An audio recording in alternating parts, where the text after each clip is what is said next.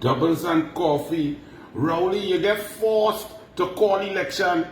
You're deathly afraid of the electorate because you know you're going through because people have unmasked you. Rowley, you see a sea of yellow in San Fernando West on Monday without no election in the air. You call a meeting in San Fernando West on Thursday and had to squeeze up in the town hall. Nobody outside. People come into the meeting and they even know the meeting going on inside.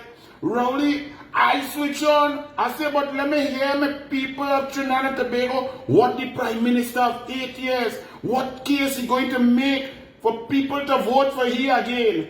And Rowley, your entire case, I thought it's the Howard University speech from Wayne Frederick. I thought you were going to read out that. I thought you were going to tell us how you bring new sewage system. You give us water. Our roads are the best in the history of Trinidad and Tobago. The health sector is moving seamlessly. That the energy sector is booming and Petrotron is open. And Point Lisas is working at 80% capacity instead of 20%. I thought you was coming to tell us that you spent so much money on gate and education and tech work and that you built schools and community centers and you did so much for Trinidad and Tobago. I thought you was coming to read out Wayne Frederick and Howard University speech.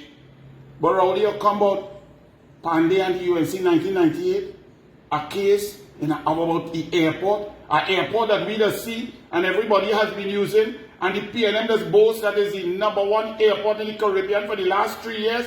That airport you come to talk about a case from 1998, that is, by the way, sub judice because it's under appeal. If you're talking sub judice cases, Rowley, why you don't come and tell me? We want to hear about Brent Thomas. Who abducted Brent Thomas? Who authorized the police to go on a RSS plane, a CARICOM plane, to kidnap a man without extradition treaty, without paperwork, without the rule of law? Who did that? We want to hear that. We want to hear sub judice. What's the situation with Faris Al-Rawi and the indemnity? Because the DPP say he knew nothing about that. That the PNM Attorney General Faris Al-Apuya was running amok by himself without advice, without consultation with the DPP, who has sole purview and responsibility for criminal prosecution. If you're talking sub judice case, we want to hear about that. Where the report on the missing file of the 20 million? Where the report of your Attorney General and his lying and perjurizing himself out in the USA? We want to hear them things. So Rowley, imagine you come to tell people vote for you because somewhere in the USA, a case that under appeal had to deal with corruption in an airport. So you didn't come and tell people come and vote for you after 8 years because you have done something. So you admit that people shouldn't vote for you. Imagine, let me tell you something, Rowley. If you want to make a case to tell people vote for you, you want to see how you do it? Let me show you. For example, if I want to fight an election against your current Minister of Sport, here's the argument I go use. That Anil Roberts as Minister of Sport increased the NPI vote from 10 million to 140 million. This is the vote where national sporting organizations, 49 of them, get funding annually for the athletes, their development, their coach education. Anil Roberts refurbished 89 grounds with pavilion and conference center, drainage and proper facilities across Trinidad and Tobago. Anil Roberts got nearly to completion the aquatic center, the cycling velodrome, the national tennis center, and put forward Trinidad and Tobago sport industry in the budget in the first 10 minutes of a budget presentation to show growth and diversification.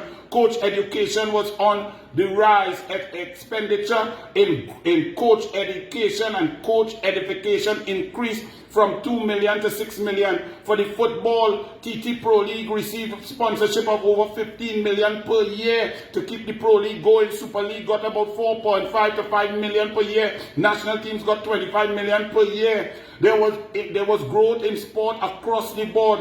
National team performances, coach education, refurbishment of National Stadium was ongoing. The track in the Hazy Crawford Stadium became for the first time certified 1A in the globe, where world records could be made there. Gyms across Trinidad and Tobago were being developed and allowed. Facilities were made free for the population to use because they belong to the population. There was sports science movement towards coach education. There were over 79 sports development officers were hired and moving around. Every holiday, Easter and summer vacation, over 21,000 children would be involved in sports summer camps with great coaching down to the differently abled and increased expenditure on Special Olympics and Paralympics. There was the SOSA Awards that came out to create avenues for reward of all kinds of people who are involved in the development of athletes. Our athletes were respected and people enjoyed those awards. All of these things crashed.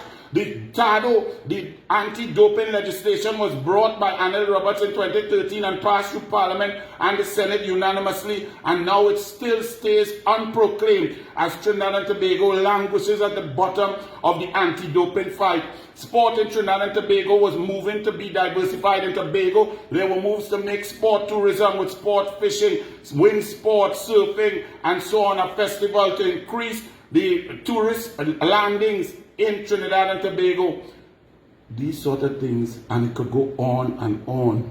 That's how you make an argument. And then you stop and you say, please, vote for me. I have performed. I will serve you. I will respect you. I will continue to use my brain to impact you. ROWLEY, you stand up there and your speech, you launch local government or general election, and you start talking about, I ain't do nothing, them UNC bad.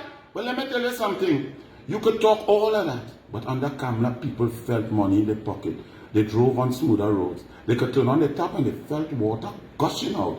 They could see job creation. They could see US. They could go in the bank and get US. They felt safer. They didn't feel that in their own homes that people at any time could come in and kill them. Under Kamla Prasad Bisesa, the people felt it. So you could come and you could discuss all your nonsense. What you have just told the people by your launch in San Fernando is, to all Trinbagonians in red, hear what ROWLEY say.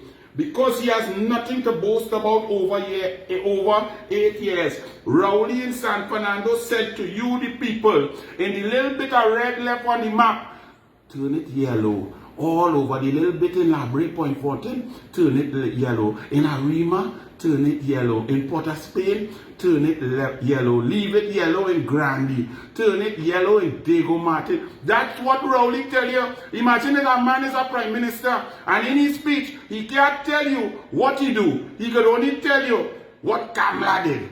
All you know what I do. ROWLEY, don't frighten boy. Call it. Don't stretch it.